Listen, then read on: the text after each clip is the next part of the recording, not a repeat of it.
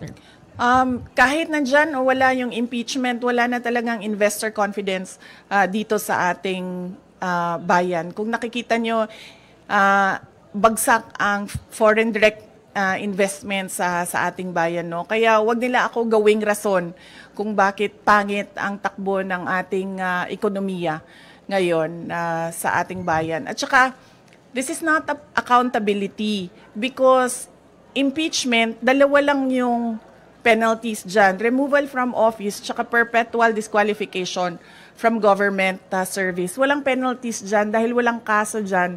Ang impeachment ay removal process ng isang impeachable officers. Kung gusto talaga nila ng accountability, ay mag-file ng mga kaso dyan sa mga korte. Alam naman natin at alam naman nila na yung mga pirma ng mga congressman, unang-una hindi nila binasa yung articles of impeachment. Pangalawa, marami sa kanila ang tumanggap ng budget o pera kapalit ng kanilang signatures. In fact, madami sa kanila ang umamin na may kapalit yung kanilang pagpirma doon sa articles of impeachment.